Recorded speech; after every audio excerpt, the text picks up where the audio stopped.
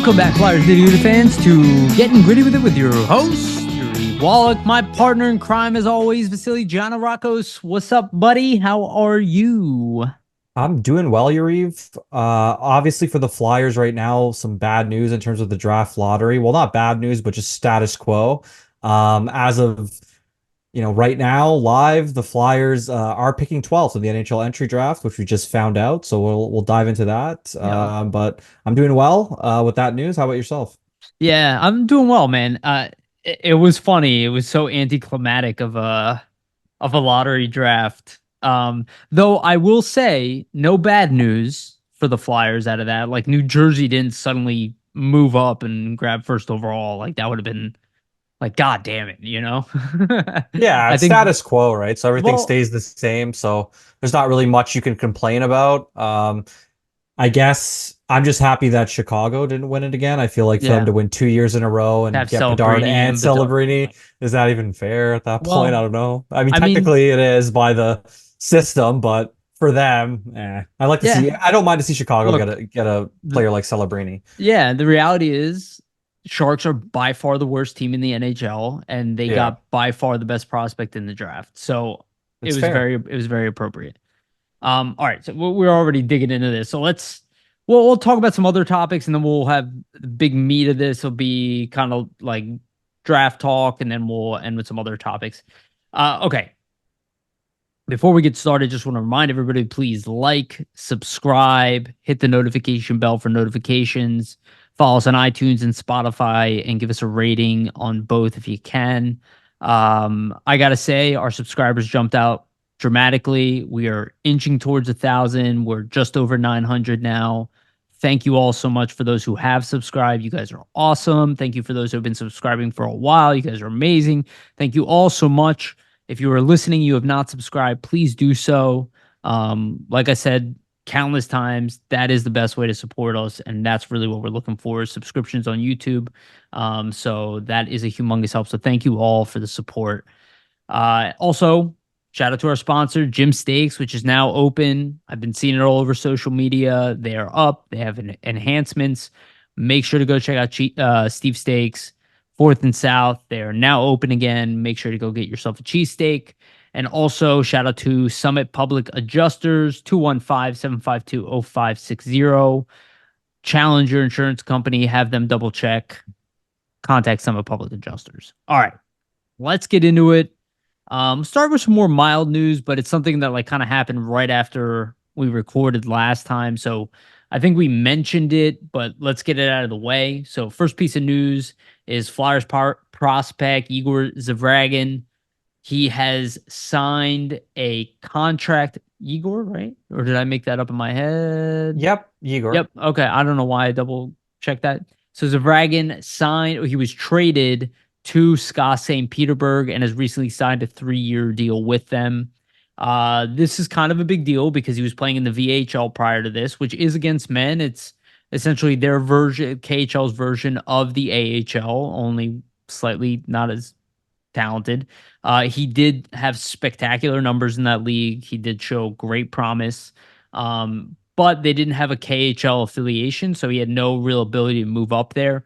After such a successful start, it's really good to see the young goaltender move into a KHL opportunity. Having said that, Roman Rottenberg is still there, so it's going to be interesting to see if he even plays for SKA. If he does play in the KHL, will he be back in the VHL? Will he get loaned? I suspect there's a good chance he probably will get loaned. But to get him some tougher competition, I think is great. And let's be honest here, Vasily, we're not seeing this goaltender before 3 years. Kolosov is here. Erson is here. Fedotov is here. We don't know what's going on with Carter Hart.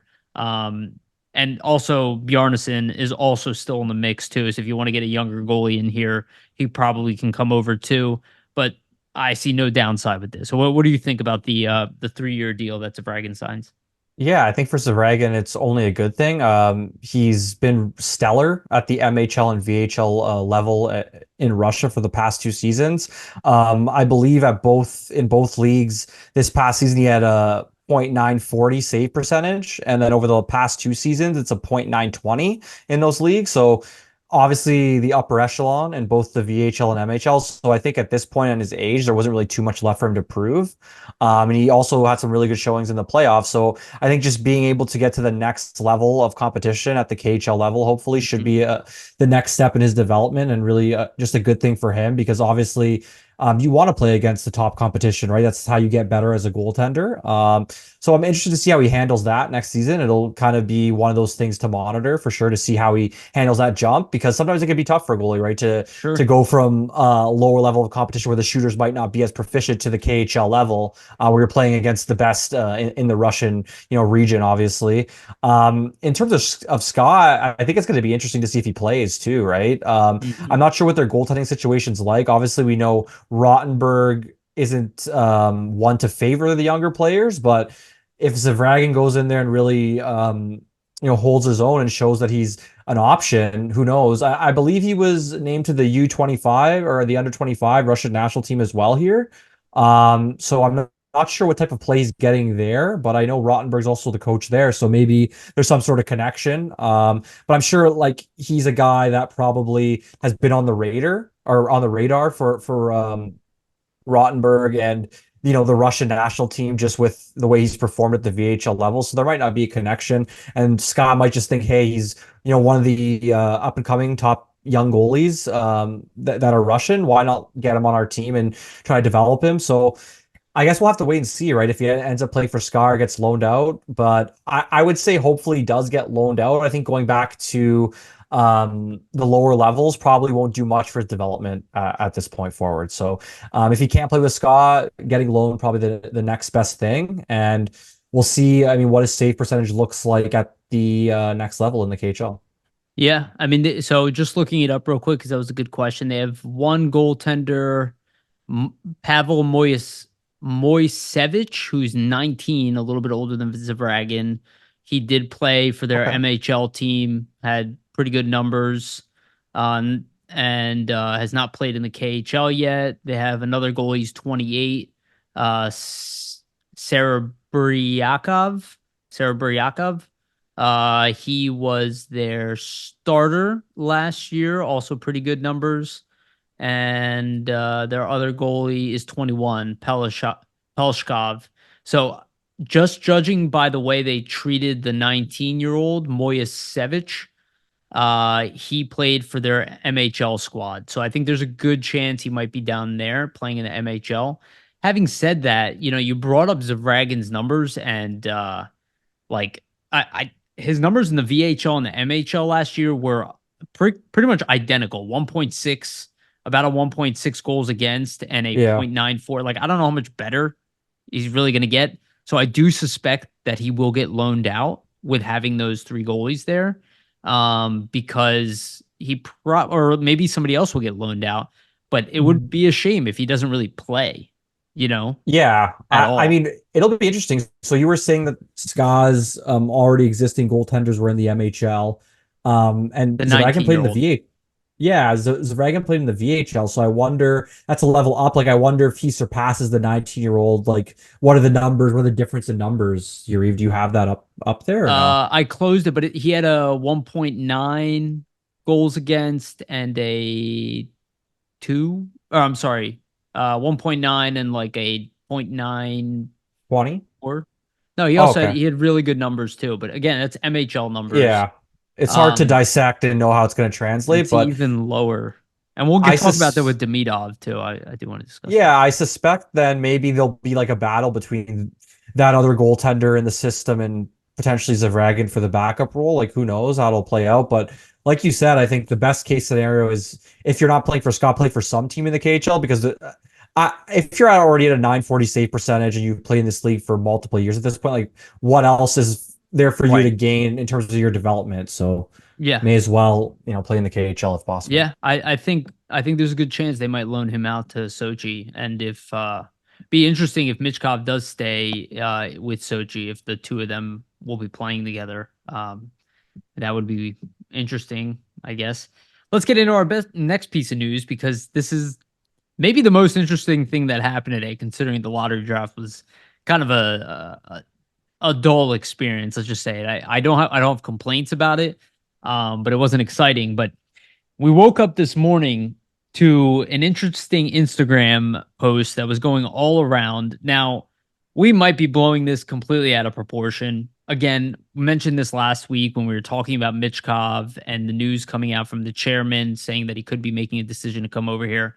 But Matt Vay's, it looked like his trainer was, I assume it was his trainer. I don't know exactly whose Instagram account was recording Michkov. Michkov did repost it himself of Michkov doing deadlifts, wearing a Flyer shirt. Um, Now, again, we might be reading into this a little bit much, but everybody obviously was up in a tizzy. Like, oh, it's a sign he's coming over. I will say this, and I was talking to Jamie on the phone earlier today, and we were discussing the situation.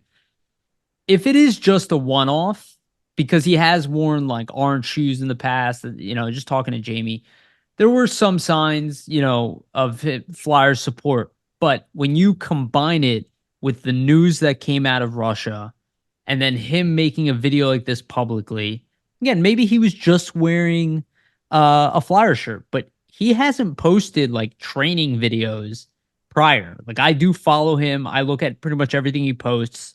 Most of it is just like completely normal stuff. Yep. Not a lot of hockey stuff. And then all of a sudden, out of nowhere, after we get that news, we get this type of post. You know, I'm obviously very excited about it. I am trying to remind myself that not everything means, what we want it to mean. So everybody should remember that while we're thinking about this.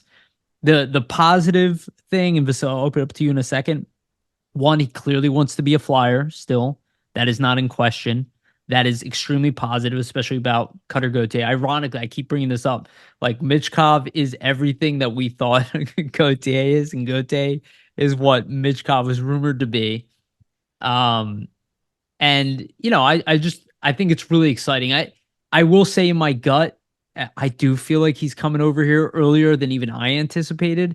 But at the very least, all the signs do point to him leaving the KHL early before his contract finishes. What did you think about the video that was going around today? Obviously interesting video. He's wearing the Flyers gear. Great sign, right? It's not like a Cutter Gauthier situation where he wants nothing to do with the Flyers or for some reason doesn't want to speak to the Flyers or anything of that nature, it seems. Yeah. So you see a guy wearing the gear of the team he got drafted to. I mean, obviously a good thing. I don't know if it really means anything. I don't want to jump to Right. conclusions like the guy's wearing a shirt. That's my perspective. I can see why people would get excited though, because to your point, right? He hasn't posted a ton of stuff in Flyers gear. Maybe like after he got drafted, there was a couple of posts and a couple of like statements he put out, kind of like addressing the Flyers fans and how excited he was to play in Philadelphia, or is to play in Philadelphia at some point coming up in the future. But ever since his initial draft, there hasn't really been much of that from his end. Um, so I think when you look at it that way, it's obviously a good sign to see that he's wearing this gear. With the news that came out, with the article out of Russia, kind of pondering and wondering, could Michkov maybe get out of his contract with SKA and make his way over here even for next season? It does add even another level of interest to it. And I think that's what it is, right? It's more just the fact that you have that news from last week and then compound it with this on top of that and then put them together. I think that's what probably gets people even more excited about it. Whereas Mhm. if you didn't have the news from last week and you just had a picture of him in the gym wearing Right. the Flyers shirt, probably nobody Well, really. I'm sorry to cut you off. Somebody would have brought it up, but it wouldn't have Yeah, been like, whoa. exactly. Yeah. So I guess it kind of shows, hey, the Flyers are on the mind for Michkov. He's obviously, putting the gear on, sporting it in the gym.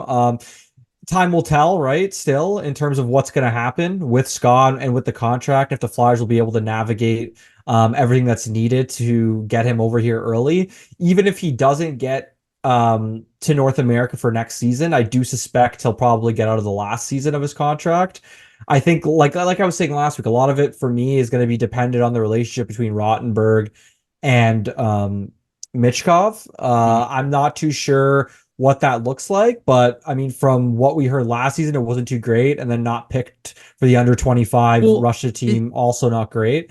Sorry, go ahead, Yuri. No, I wanted to add to what you were saying because if you think about Zavragin making that team and he's younger than Michkov and a goalie, Yeah, and then Michkov not making it, it's puzzling for sure. So it's yeah, weird. I just wanted to think or wanted to say that like that relationship obviously isn't the greatest. And like I was saying on the podcast last week, I'm not sure how Michkov's going to take being loaned again, possibly. Like, I think a goal of his is to play on Ska. And if he cannot play for Ska, he and his agent are probably going to maybe try to look to get out of the contract, or maybe that's the best interest of him, or the best interest of his, right? Is to, hey, if I'm going to play in the KHL, I want to play for Ska. I don't want to play for Sochi again. I don't want to play for a bottom feeder again. And if the same thing unfolds where he cannot secure a position on that Scott team, does that accelerate him wanting to get out of Russia even quicker? So I think that's where things kind of fall into play here as we move ahead. Like obviously there's a June 30th deadline mentioned. And we'll see, right? Maybe this is even more traction, him wearing the Flyers like jersey. Maybe that's showing, hey, like I already know how things are going. It already looks like I'm not going to be on the Scott team based on what happened with the Russian national team, the under 25 team here. Like maybe it's a sign of things to come. Who knows? But obviously, we're gonna have to wait and see what happens. But I wouldn't be surprising to me if the relationship between Rottenberg and Michkov is what ends up accelerating this. Right. Just the fact that Untenable. yeah, it's untenable. And obviously, I think for Michkov, his goal is probably to play with Ska, right? He's played for Sochi the last 2 seasons. He's put up almost a point a game in these situations for them. Like, what else is there left to do on Sochi? So I think it's probably either Ska for him or go to the NHL. That's probably his mindset, right? Well, the weirdest thing, and I did know this, but I forgot about it. He did so it's like he didn't play a full suite of games. He spent majority of the season playing in the MHL that year. He played 22. So when he was 16 years old, he played 22 games in the MHL and put up 22 goals and 16 assists. Okay. Then he played, and that was for Ska's MHL team. He also played for Varyagi. Yeah, I guess they have two teams, Varyagi and 1946. He played for both those teams. I guess a combined 30 goals in 28 games, and 21 assists. So he was scoring more than a goal a game playing in the MHL, and he got a call up to the KHL that season. Played 13 games as a 16-year-old, had 2 goals and 3 assists, 5 points in 13 games in the KHL. That is insane. Like Yeah. no one plays in the league that early. I forgot about this. I do remember reading this when he was initially drafted, but like he did already play for them for not a substantial amount of games, but a quarter of the season type of thing, or near a quarter of a season, and was already putting up points, and then to get loaned and then to not be you, it just like it didn't really make a lot of sense, his usage. And it just like adds fuel to like what is going on with this kid. Like what more would he need to prove at the KHL level? um and I will talk about him and Demidov when we get to Demidov, so I don't want to dig too deep into that, but um I just find it really interesting. I do think there is something here. I mean, we obviously need to wait and be patient. Most people are skewing in the safer department that he's probably not coming this year. I think that is completely fair. I would not be shocked if that's like the case. But I will say there is kind of this weird pattern forming here. This is not enough. Him posting something, it's not enough to say anything at all, like we were saying. But it is kind of a weird pattern, like we're saying, right? We hear something, then he's publicly posting a picture of himself, almost like he's excited about something that is to come, right? Like that's what it reeks of, right? Like that's what it Yeah. seems like. It's the Well, foundation of that post.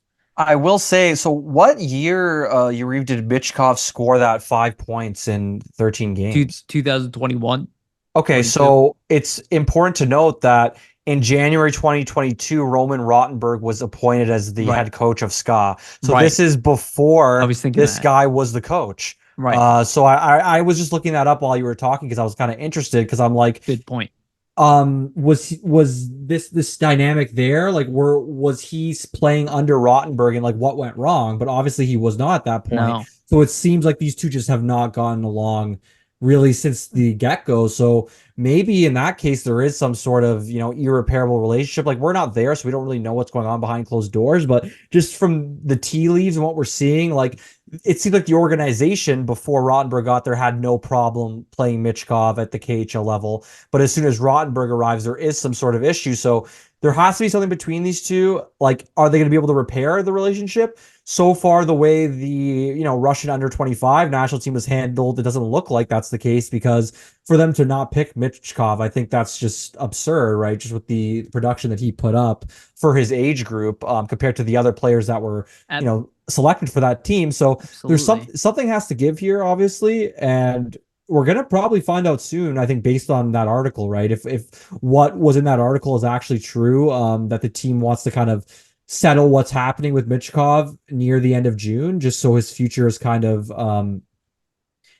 clear. So we'll see what happens, but just the way it's looking for me, I would not be surprised if that relationship is one of the key reasons why he ends up getting out of Russia early, because it just seems for some reason, whatever it may be, the two cannot coexist. Yeah. I mean, the kid was on a pace. Again, he only played 13 games and he was a +2. Like that pace is what? A 20 to 30, like a 20-point pace, 25-point pace. At a 16-year-old kid, yeah. And that would have put him fourth on the team in points.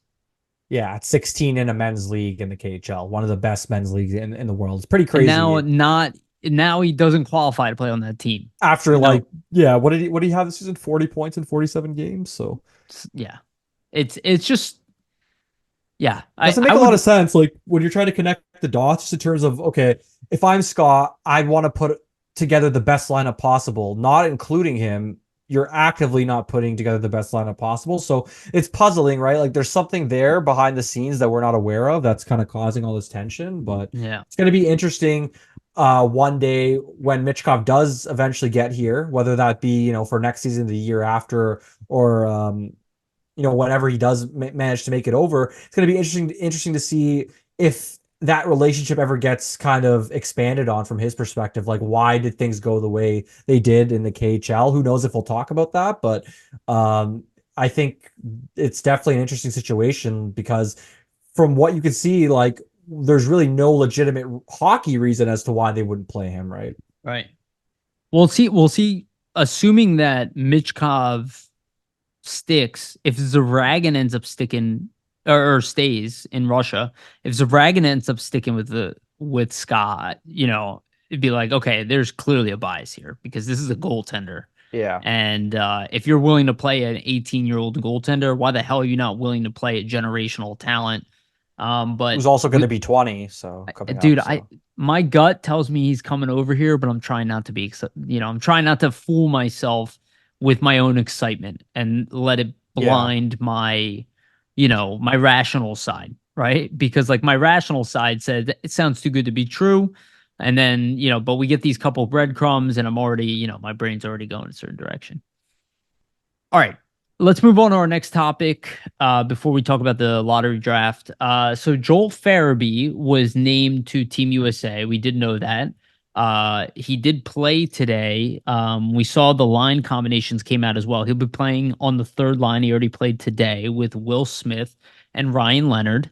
Both players, San Jose Shark prospect and Washington Capitals prospect, respectively, and he scored the first goal of the game. Not too much to talk about here. Again, the lines are kind of evenly mixed up. Like Shane Pinto is playing top line center.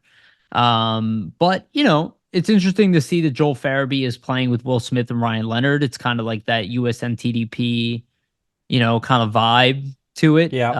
Almost like All three guys from that program, right. ultimately. So Yeah, and I feel like that tends to happen with the USNTDP. I will say I think it's a really good sign that Joel Farabee is continuing to play through the summer because he had such a great first half of the year. Like I think people like all these trade rumors that I'm hearing, like I still have no idea why you would trade Joel Farabee. Like I don't get it. I'm sorry. Like unless you're getting a top prospect, like Trevor Zegras is, I believe, is playing the second line. Like unless it's like a swap for Trevor Zegras, okay, I get it. But like if it's just or it's like a package, like Brady Tkachuk is obviously playing top line. If it's a package, I don't think they're moving Brady Tkachuk. I'll make that very clear. But if it's a package to get like an elite player, okay, I get it. But otherwise, there's nothing really to give up on, and I think it's really good for him to continue to play through the summer. He wasn't injured, he's not beat up, so like let him play, let him get his confidence up, playing on a USA team with a lot of talent. Even if they're not like all-star team, but they are built like an NHL squad with talent wise. So, I think it's good. And it's good that he already scored early. And I'd like to see him coming into next season with a lot of confidence because I actually think he has a lot to be proud of. He finished third on the team in points and a team that could not score on the power play at all this year, pretty much. Yeah. For Farabee, I think it's good to see him continue to play after the season. To your point, right? He had a really good start to the year and then kind of tailed off to end the season. Obviously, would have loved to see him finish a bit stronger and kind of finish the way he started. I'm sure he would Yeah. even say that himself. But that's why I think playing here is important, right? Because you don't end your season on that negative note. You can end it on a high note, potentially even winning a championship, right? Like the U.S. have a pretty good team. So I'm sure they're going to be in the mix here. But even if they don't win, just getting, back to feeling good about your game, scoring some goals, scoring some points, which is something that he wasn't really doing to end the season. So I think for Farabee, just from the mental perspective and for like the mental side of things, I think it can be a real important thing just for his summer, his off season after this, heading into next season, right? Because instead of ending on that negative note and kind of dwelling on that for the remainder of the offseason here, you can go to the World Championships, play really well, put up some points, maybe even win a championship, and then it's all positive vibes Yeah. heading into the offseason and all positivity going into next season. I think for Farabee, there's really only place that goes up for him Sure. in my opinion, and just with the way kind of his game is going, where we've seen his game kind of go over the past couple of years. Like, look at it, right? 82 games that he played in 2022-23, coming off the neck surgery. He had 39 points, 15 goals, 24 assists. 82 games this season after a full summer of training, 22 goals, 28 assists, 50 points. So that's an 11-point gain. Now you have another offseason to get even stronger and kind of build, the muscle back up in his back and his neck.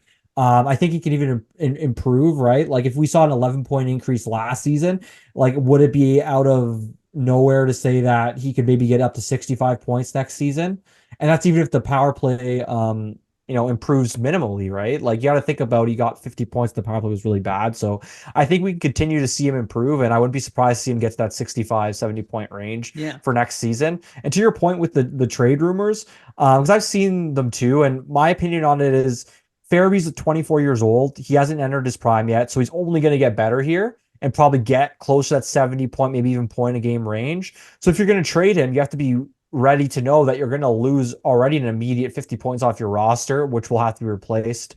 And there's a potential that's going to expand even into a larger output of being, 70 points, 65 points as he kind of gets closer to his prime here.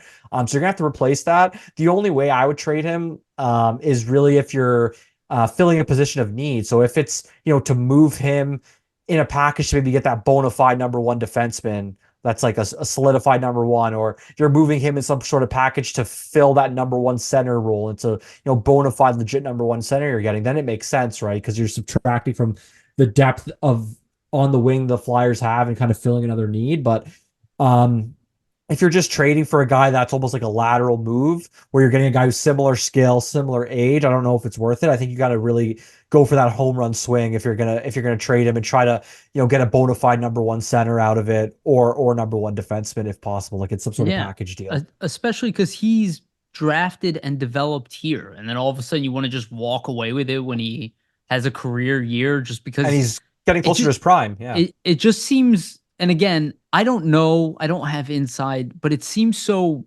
Twitter driven, the trade rumors, more like I don't understand. Like, I wouldn't understand Danny Briere's logic. Look, everybody is on the table to trade. Yeah. That's a real You outside got of to give to Michkov. get, right? You got to give to Yeah, get something you want. So outside of Michkov, everyone is available to a degree, right? But like, is Cam York available? I'm sure to some degree he is. Are the Flyers going to look to move him? No, probably not. It would take a substantial offer coming the other way. Like, I don't know. Like, I have a hard time seeing it. If it's in a package for Mitch Marner, maybe, like I could, okay. that But makes like, sense. Yeah. yeah, but like, I don't even know if we're going for that type. Like, who the hell knows what the hell the Flyers are doing? And I Yeah. just don't see him being at the top of the list. Just like No, I didn't but see Joel Farabee or Morgan Frost at the top of the list yeah, of the agreed. trade. I think they're going to stick things out with Farabee unless something presents itself, right? Like let's say a team comes knocking and they Sure. offer something that you're not expecting and they're like, "Hey, well, we want Farabee for that." Like you brought up Marner, for example, right? Like if Farabee was traded in a package for Marner, I don't think I would be opposed to it. You just got to look at the point difference, right? Like you'd be stupid not to jump on that just because, hey, the most Farabee's ever scored was this past season, and Marner significantly outproduced that. So Sure. you have to look at it and say, hey, from a production standpoint, we really like Farabee, but it just doesn't make sense value wise to turn something like that down. I will say this, the point production thing, while I definitely take it seriously, I always think about the team that these guys are playing on. Like, would Kucherov put up 144 points if he wasn't playing on Tampa Bay? No, he No, probably would have put up closer to like 110. Don't get me wrong, he's still an amazing, fantastic player. But when you have other guys rolling, when you have a power play that's yeah, efficient, you will put up significantly more points. That's why when I see Travis Konechny's like 68 points, I know he can do more on he could another be a team. point a game guy. Right. Yeah, Like if he was playing on Toronto, he probably would put up 80 to 90, in my opinion. It's all kind of driven by the offense of the team around you to a certain degree. And it's at least a 20% fluctuation. And I think when you don't have a solid power play and you're not a high scoring team in the NHL, yeah, you're not going to have, like I think Farabee on the Maple Leafs is probably a 70-point player. And then does anybody even talk about moving a 70-point, 24-year-old? Probably not. He's not like he's not Brady Tkachuk, right? He's not like the guy who is the big banner on your team, at least not at this point. Could he's turn not into that. elite. He's not elite at Yeah. this point. But even Yeah, look at Patrick Sharp. Like Patrick Sharp was a phenomenal player. He put up yeah. 70 plus points a year playing on the Chicago Blackhawks, a dynasty. Like what would have been his numbers if he didn't play on the Blackhawks? Maybe closer to 50, 60 a point. It's a game if he was playing on like on an average team or a below average team. I feel like all that kind of matters. Yeah. So I think ideally, Reeve, like Farabee for the Flyers, they're hoping at least he turns into that 65, 75 point type guy. yeah, You can has a reliable two-way game, can play on the penalty kill, and then he ends up being like, on a contending team, a winning team. He's like your high-end second line, winger, right? yeah, And you can like kind of plug him in. He can play on the first line if you need him in a pinch, but like the ideal spot is second line, power play, penalty kill, all situations type guy, gets you, 70 points. yeah. I mean, does John LeClaire put up 350-goal seasons in a row not playing with Eric Lindros? I doubt Probably it. not. I don't think anybody anybody playing with Lindros would have had a That significant boost, right? So right. it's a Again, he great played point to with bring up. Lindros and Renberg in Renberg's Yeah. prime prior to his injury. It's like, if you can if we can get this top six in order, I would even say top nine in order, everybody's production will go up. And again, we Yeah. don't, just the guy's age, it just doesn't make complete sense to me. One thing too, last thing to mention is he was actually on a line I saw as well, with Hayes and Gaudreau. So that's fun little Philly connection there Yeah. for a bit of the game. There's another one, Johnny Gaudreau, right? Goes from having a 100-point season in Calgary, playing on a significant top line with Mhm. Tkachuk and Lindholm. That line gets broken up. Tkachuk is still, putting up big numbers. Lindholm has down season, and Johnny Gaudreau has down season. Like, it's that's why it's so rare for a guy to be the point driver on a team if you remove talent from his line. Like It's hard, right? they're in You the small need percentile. no, but you need other talented players to play with you in order to produce at a high level, right? Like other teams you're playing in the league, it's not like they're just pushovers. You're playing some good teams that have Yeah. really good players too. If you don't have other players that are talented, bringing the best out of you as well, it's going to be hard to produce at that upper Right. echelon level. So, Right. And there's only a handful of players in the league that really can do that. And we know who they are. They're in the Hart Trophy candidacy. It's rare, and it's rare for them to be able to do it every year by themselves. You need talent around you to bring out your offensive production. All right, let's get into the lottery draft. So that happened. We're recording right afterwards. We were waiting for the results of that. We thought potentially, it could change our show. Obviously, if the Flyers were to win the second overall pick in the draft, or even the third or fourth in the draft, we would have had to kind of change our show a little bit, depending on those results. So the odds were I'll just read them out loud. Second overall pick, they had a 5.1% chance. For the third and the fourth overall pick, they had a 0.1% chance. For the 12th pick, they had an 85.7% chance. 13th, they had an 8.9% chance. And 14th, they had a 0.2% chance. So those results came out. Everything kind of, there were no changes. And I saw it's the first time there have been no changes in a draft order in a lottery draft since 2010. So it's been pretty much 14 years since this has happened.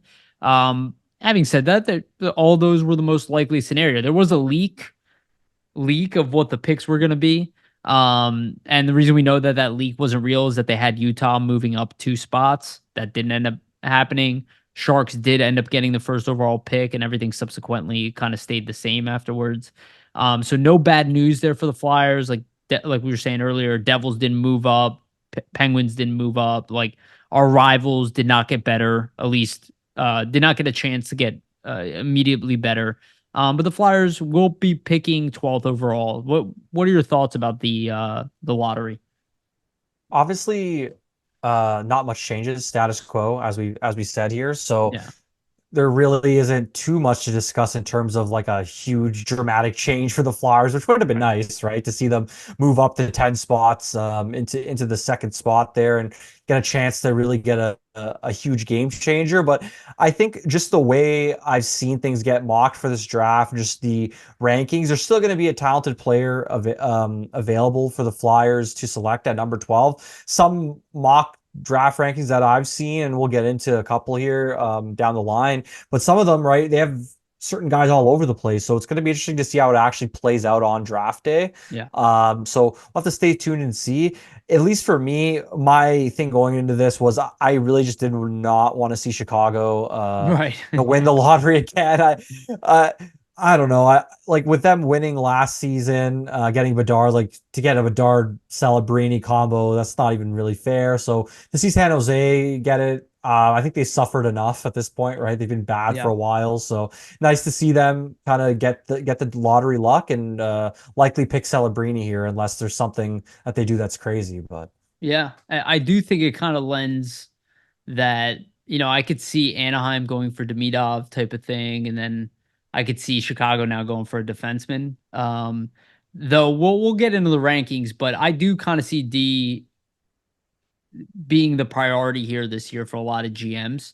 So some of these forwards will drop, and I think the order in which we got will help these mock drafts be more accurate.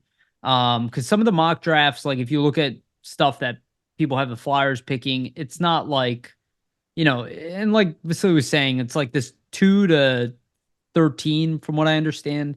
This crop is like pretty on level. And from all the research I've been doing, like there isn't a humongous difference. There are like kind of tiers, but not really. It's kind of like Macklin, Celebrini, and then like 2 to 12 is like a crapshoot. 2 to 13 is a crapshoot. And then some other guys. And like expect rankings to even change. And we're going to be doing a show with Steve Cornianos. We're going to be doing it a week before the draft. And we're doing that so the rankings are as up to date and consistent, and that's when you really understand who is ranked where. And even then, I don't expect the rankings from around the league to be consistent with what teams have internally. Like I still think the Flyers could end up picking like a top 5 prospect on their list, right? From what we're seeing. Like I don't think the lottery draft really affects too much beyond, what players will be off the board, but the caliber of a lot of these guys is pretty high. All right, let's get into some of the rankings. Let's go through Bob McKenzie's list. So earlier this week, Bob McKenzie released his list.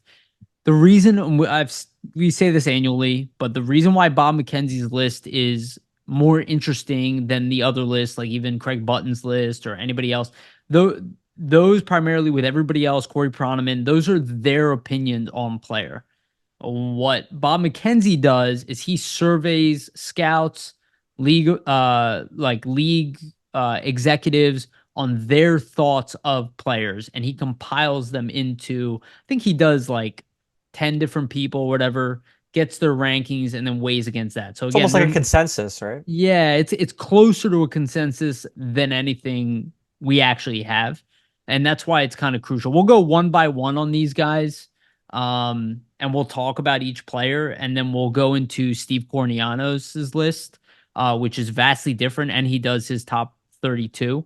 So I'll let Vasili read that, but first we'll go through each player, and we can talk about.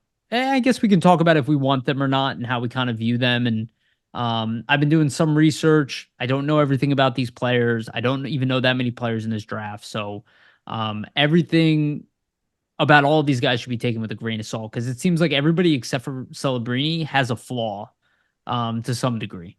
Okay.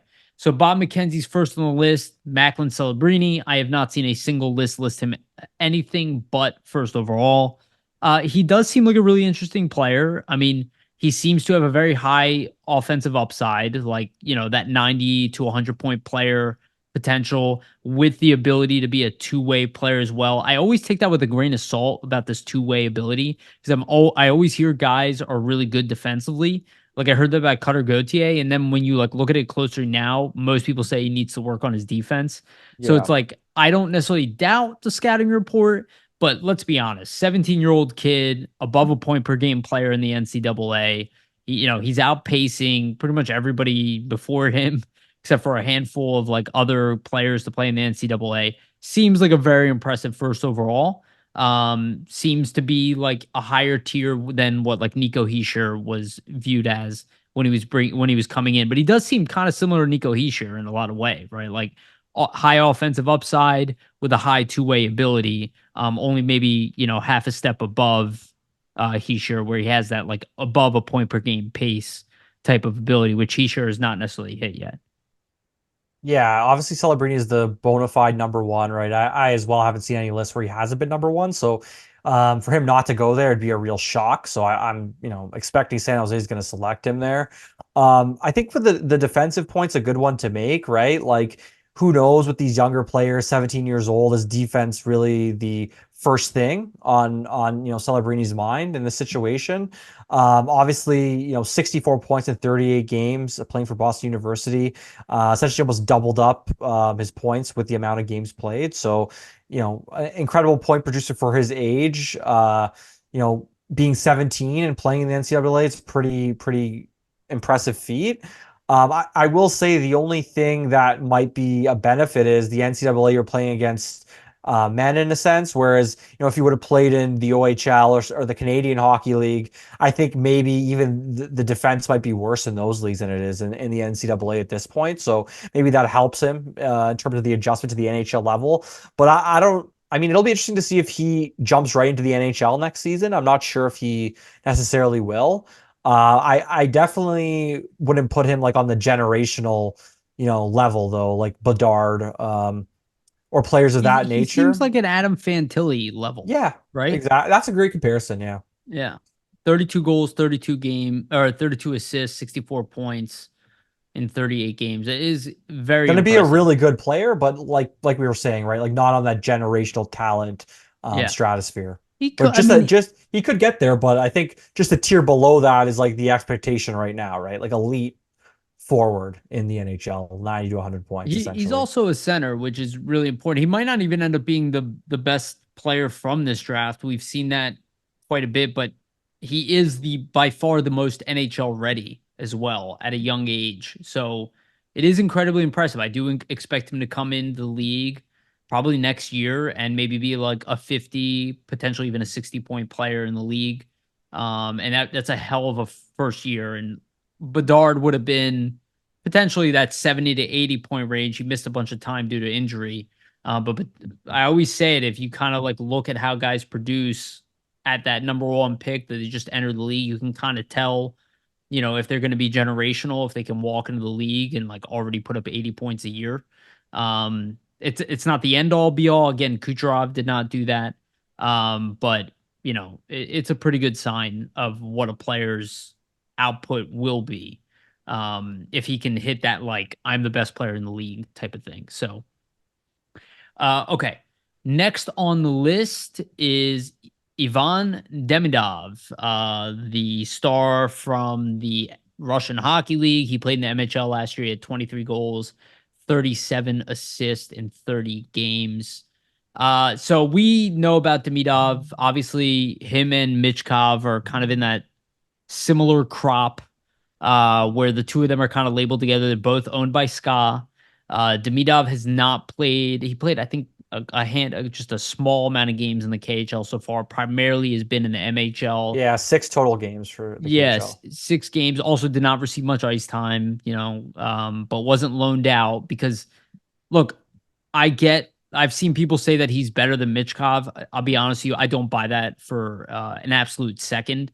This guy has not played in the KHL. He has played in the MHL primarily. Like at the same age, Michkov is already playing in the KHL. Like, yeah, maybe Demidov could have been playing in the KHL, but like, why wasn't he? I'm sure a team would have asked to loan him. Like again, they have to pay to loan a player. Michkov was at the same age, was already being asked and having a hell of a season in the KHL for a guy his age.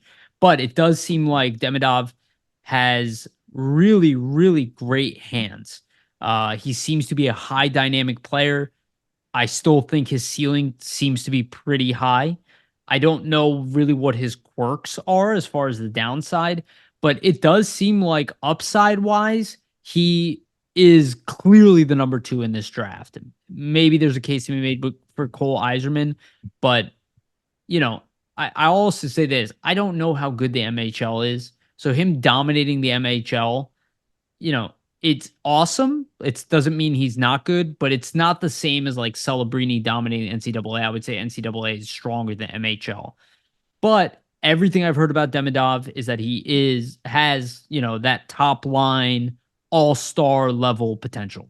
I don't know if he's generational type of guy, but I wouldn't be surprised if he comes in the league and he is a dynamic young player that has potential to be above a point per game guy, or maybe around 90 points. It does seem like on the surface level that is what he could be.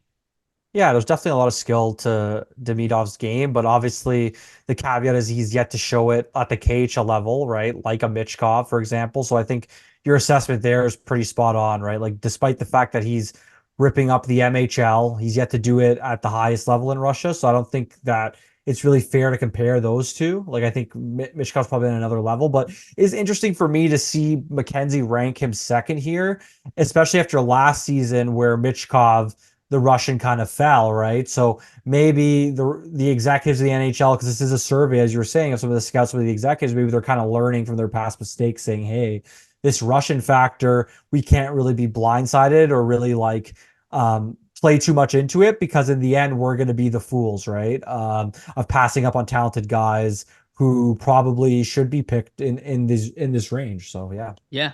Like it's almost like learn from recent history type of thing. Like, hey, we passed on Michkov, We probably and messed that up. yeah, Exactly. and he actually projects potentially to be better than. Again, I know that a lot of hockey people don't agree with this, but right as of right now, in my mind, Michkov projects higher than Fantilli and Leo Carlson. I know people say otherwise. I don't buy it. So far the Michkov thing, like I'm sure there are some teams retrospectively like, did we just miss out on the next, generational talent? Like, did we pass up on a potential? Because Demidov, even if he's not generational, does he have that ability to be a franchise caliber guy where we can build our team around this guy and It's he can, possible. because it seems like this guy is a specialty type of player that can do everything offensively in a dynamic fashion and aggressively, aggressively improve your power play, improve your 5-on-5 offensive play. We will see. And apparently his contract limitations are not as bad as Michkov, though I kind of take all that with a grain of salt after hearing, what's going on with Michkov. It does seem from all the research that I've done so far, he does seem to be the second best player in this draft crop, almost like kind of without a doubt. Him or Saleyev were my two that I was looking Right. at. Yeah. So let's get to the next one. So you just mentioned him, Anton Salayev. Yeah, I'm not sure what the pronunciation is, Right.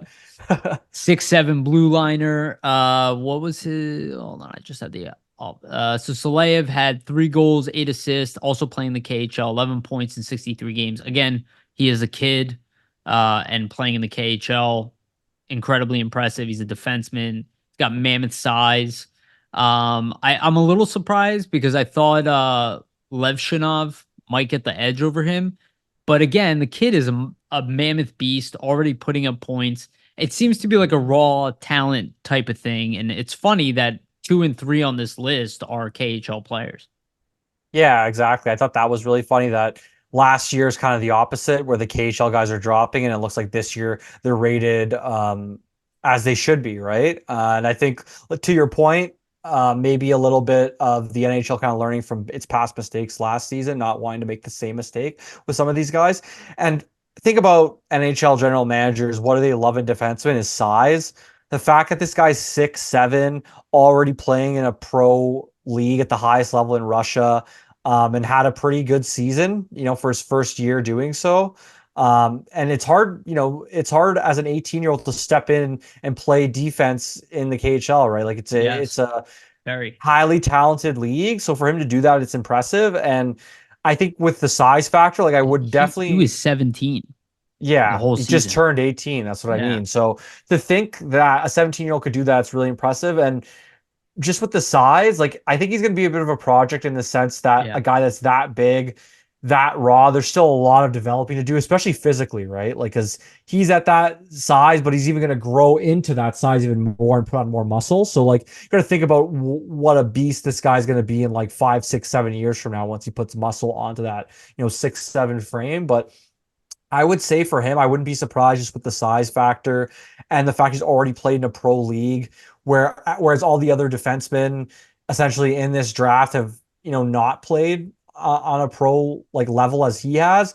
I think that like does not surprise me that he could be second overall here, just due to all those factors. So. What I think is interesting is that he doesn't have like a clear cut, it's not like you're drafting Victor Hedman No, who had a clear cut offensive angle. This guy might end up being a defensive defenseman in the NHL, it which might is be more of like a interesting. Chara situation. Yeah, but But hey, it think took about the time.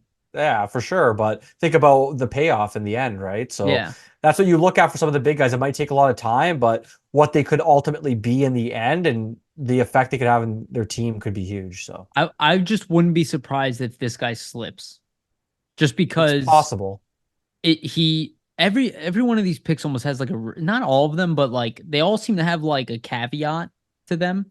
And this guy's, it's not like last year's draft where there was like a bunch of surefire. Like I think Demidov is really the only one outside of Celebrini where I'm like, yeah, this guy's probably a star. But everybody else is like, are they a star player or are they just a good player? And it seems like there's plenty of guys in that range. Having said that, 2017, people said the exact same thing, and the best defenseman in the league was taken in that one, and then like a top 5 defenseman in the league was taken there, and then Jason Robertson was taken in the second round, Elias Pettersson, Nico Hischier, like that draft in retrospect was not weak at the top, right? So, that's where you look at a guy Salayev, and maybe that's what a lot of teams see. I have not seen anywhere near enough of him, but he did drop from 2 to 3, according to Bob McKenzie in his earlier rankings. So number 4 is Artem Levshinov. So he played for Michigan State. I think he's Belarusian. Yeah. Belarusian player. He had 9 goals, 26 assists, 35 points in 38 games playing for Michigan State. Again, a young defenseman, pretty much having a very impressive NCAA season playing for Michigan. Seems to have all the tools, of a top player.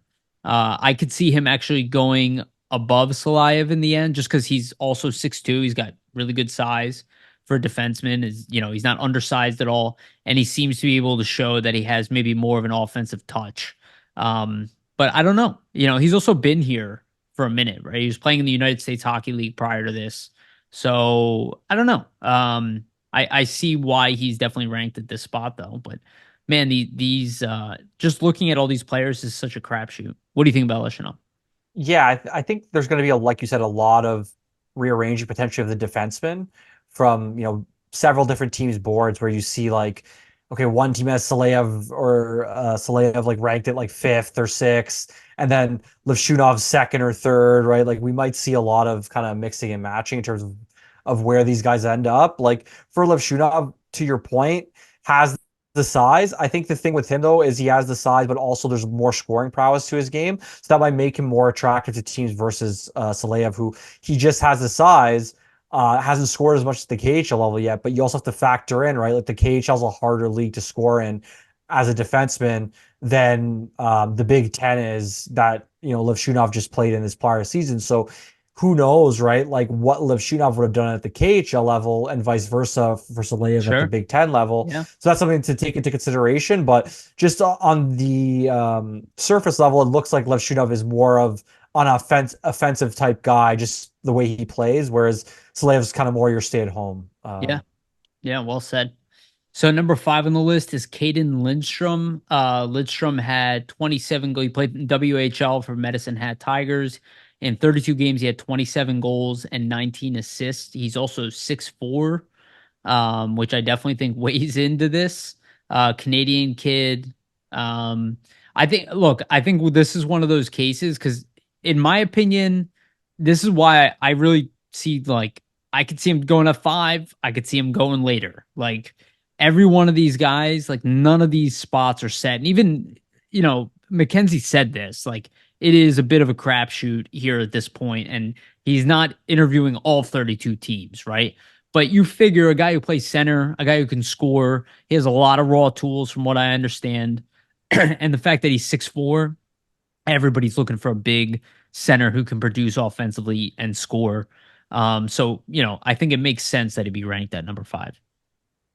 Yeah, the one thing to look at with Lindstrom, just in some of the scouting reports that I've read, I haven't watched too much of him, but just for his size, not to say that he's like an amazing skater, but there's room for improvement in his skating.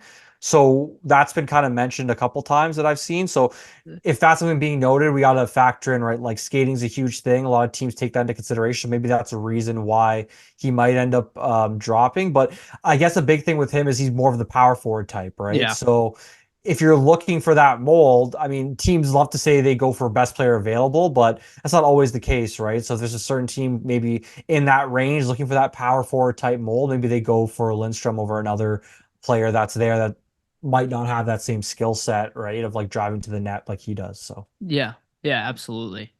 And then, okay, so number 6, we have Sam Dickinson, teammate of Oliver Bonk and Denver Barkey. So Sam Dickinson had an impressive 18 goals, 52 assists, 70 points in 68 games. To some degree, he's definitely one of the best offensive defensemen in this. I don't know. I've kind of seen a lot about him as far as like potential number 1. Also seen him, maybe he's not going to be number 1 guy, but he has really good size at 6'3". He just seems like a guy that potentially even could fall to 12, where the Flyers are. And again, I could say this about a lot of guys here, but I do think he will be one of the top defensemen drafted in this draft. And I have a feeling that teams will prioritize defense this year, and some of these forwards will drop due to that. He was initially ranked at 7th, and he moved up one spot. Not too much of a change there. Yeah, Dickens is an interesting one. He really exploded this season, obviously from like an offensive standpoint. I mean, if you look at, the point production he put up last season, only 23 points, all the way up to 70 points the next season. Like that's a huge jump. Yeah. London's a really good team though, so he's obviously Right. benefiting from that. So you And got to their take that. assists. Yeah, Right. you got to take that into consideration. Like how many secondary assists he piled up on the power play. He's been really good for them, been really good on the power play. Obviously, deserves to be ranked in this, where he is right now on Mackenzie's ranking list. But there are some things you got to note. I think one of the big things with him is he rushes the puck up ice really effectively. Also, really strong hockey IQ with and without the puck.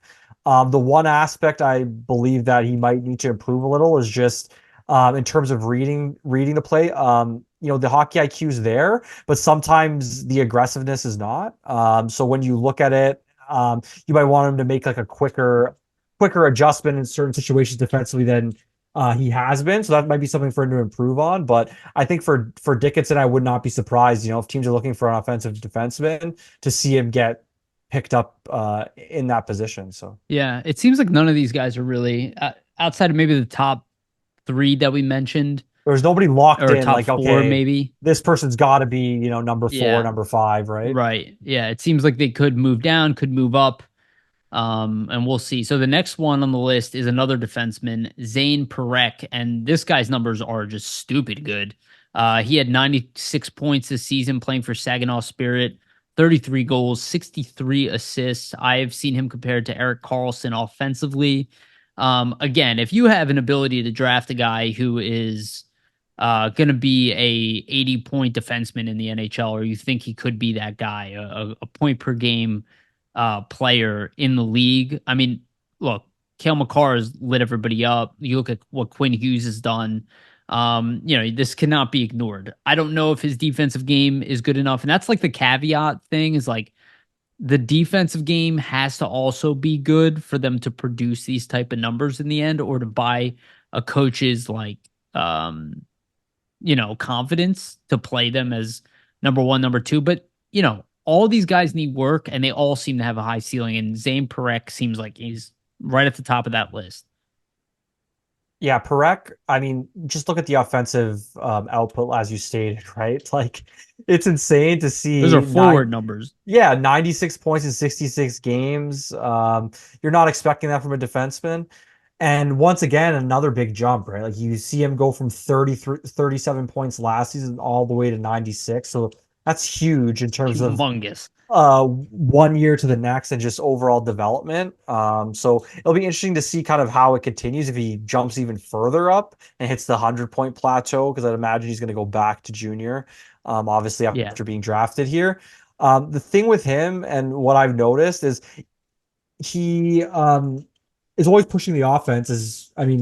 It's obvious to see with the 96 points, but with a guy like him always pushing the offense, sometimes he's a bit of a gambler. Like he might, push at certain times where you need to be defensive. So I think that's one aspect probably of his game that teams might look at and say, okay, that might be a reason we stray away and look for some of the other defensemen that might be a little bit safer. Yeah. But if you're looking at pure offensive output, like he might be the best offensive defenseman in the draft potentially, or one of them anyway. I mean, I think that might be the case. And he is right-handed. I should mention that. And he's listed at 6'1", 180 pounds. So not bad size. And he is right-handed. And obviously the value goes up there. Again, I think if you look at the names we're listing, like you could make an argument for any one of these guys. All right, number 8 is Zeev Boyum. Everybody knows that name. I've brought him up several times. We've talked about him already. He was ranked at 13 initially, so he has gone up. He is listed at 6 foot, 183 pounds. He was a Hobey Baker finalist. His numbers are also very impressive. He put up 11 goals, 39 assists, 50 points in 42 games. He was a plus 33 this year. This guy is one of those guys where like I've watched some footage of him. Like I don't really know what he doesn't do well. And he's one of those like seems like really safe picks that he's like this guy will not be worse than a number 3 in the Yeah, he's going to be NHL. a top four for sure. Yeah, like top 4 for sure and potential number 1. And sometimes, like risk is not really if it's not really an option, you get taken like early. Because they can guarantee that you're going to be an impact player for their team. Top 4 defenseman is equal to top 6 forward in the league, if you think about it. And I don't know. I really like this kid a lot. I would be really happy if the Flyers took him. I could see him as being, at the end, maybe the best defenseman in this draft. Just the way that he is kind of viewed and the way that he doesn't really have a downside.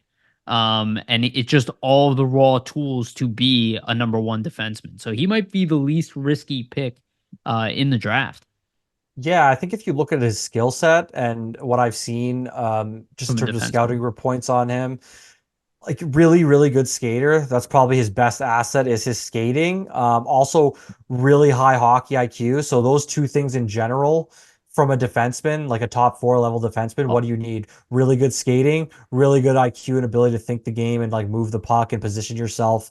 Kind of taking on like top, other offenses in the NHL.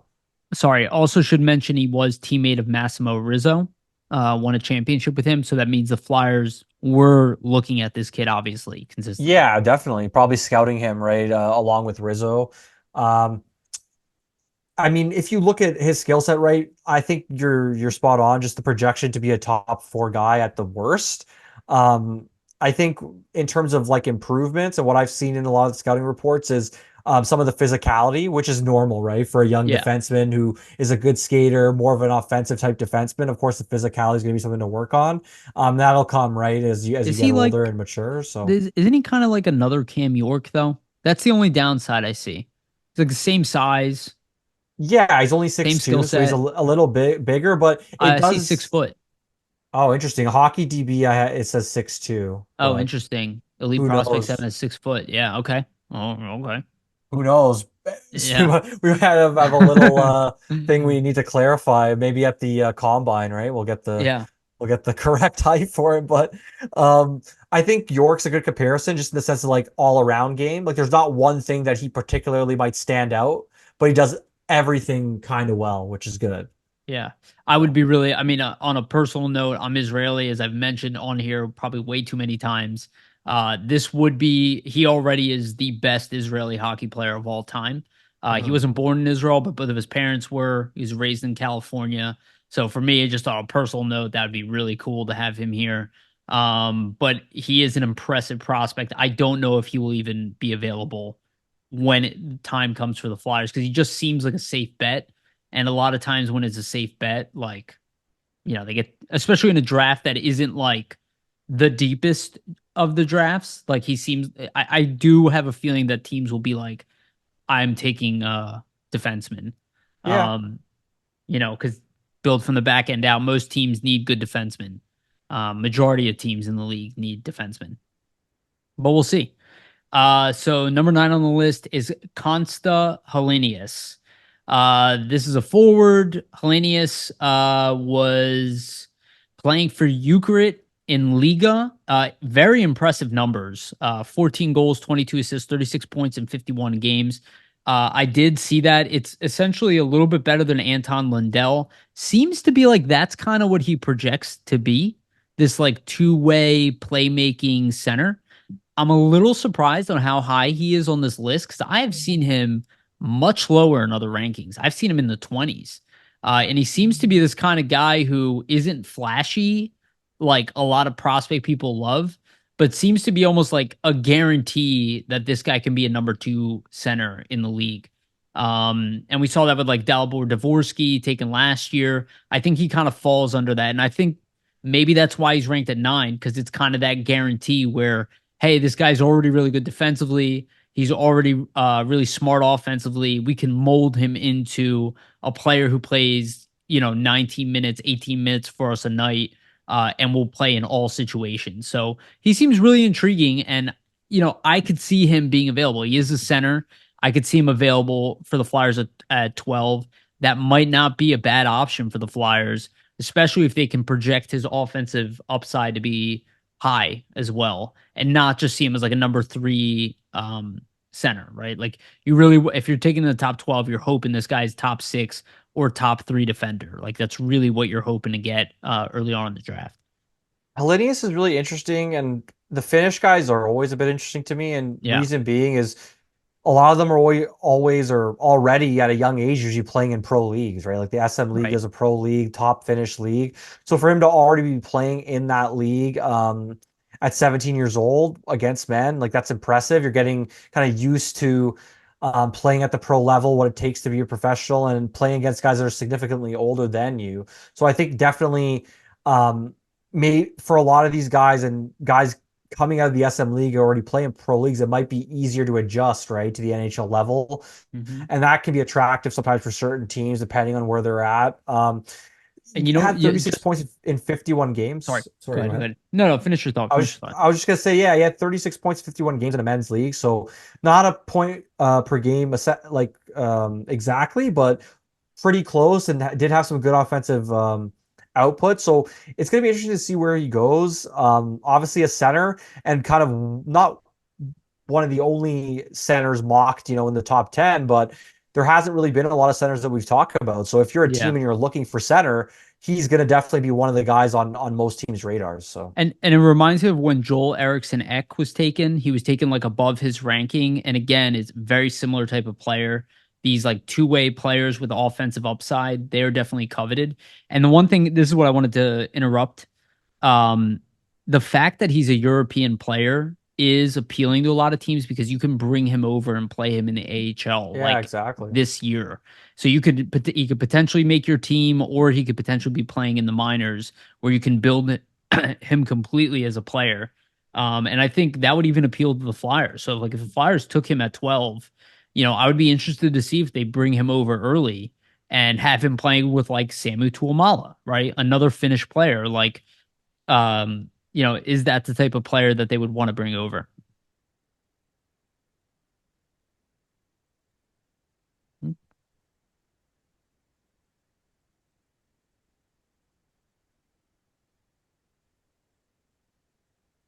Vasili, can you hear me?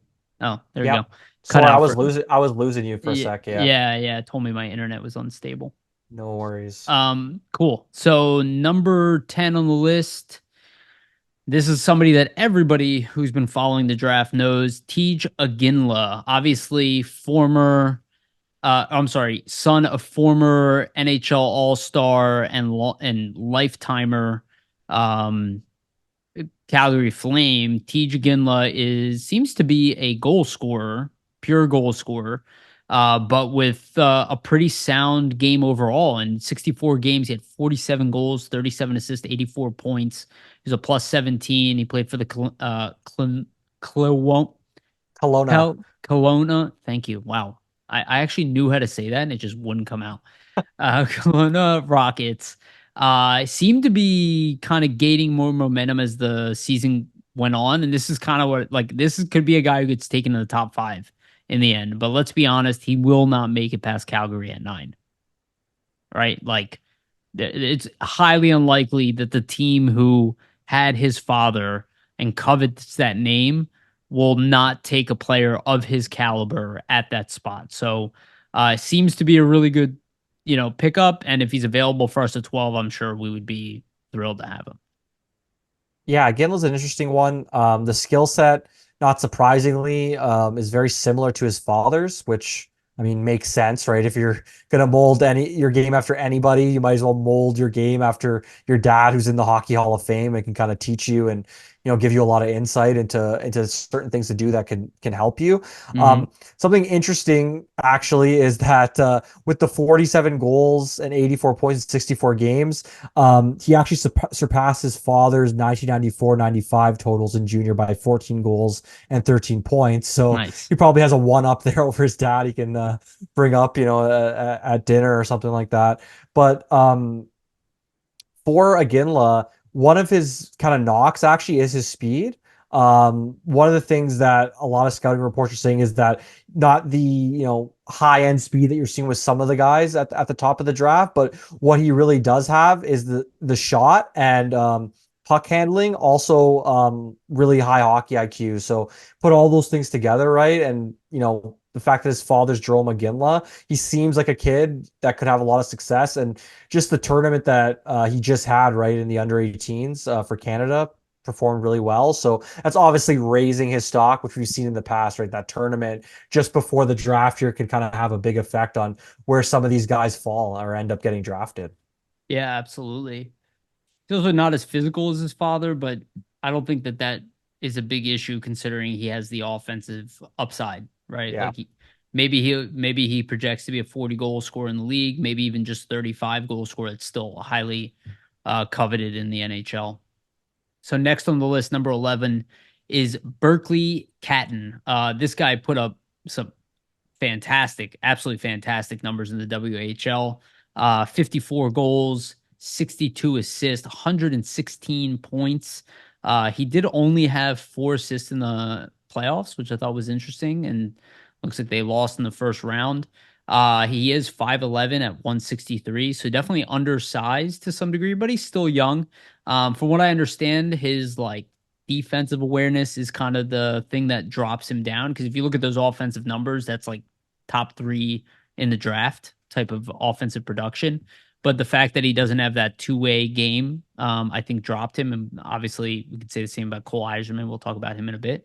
But really intriguing prospect. I mean, I was watching his highlights. He's very impressive offensively. Yeah, I think the big thing with Catton is the lack of size, and that's kind of been highlighted a lot. And I mean, not to say that size is a huge thing, but sometimes, when there's players that are producing at a similar rate, NHL GMs might go for the guy who's a little bit bigger, right? Because less risk obviously involved. But 5'11, I mean, not small by any means, but there might be a couple of guys that might have an edge on him just offensively over that. But I wouldn't be surprised to see him go a lot higher, right? Like you said, ton of offensive production. And I wonder if there's some teams that think, hey, look at his offense, look how good he is offensively. The defense is something we can like get out of him. We get him to work on that, which is true, right? As we see in the past, defensive game can always be worked on. The offense is sometimes hard to kind of manufacture. So I'm kind of interested to see where he goes. I think if he's around for the Flyers at 12, they should be all over it.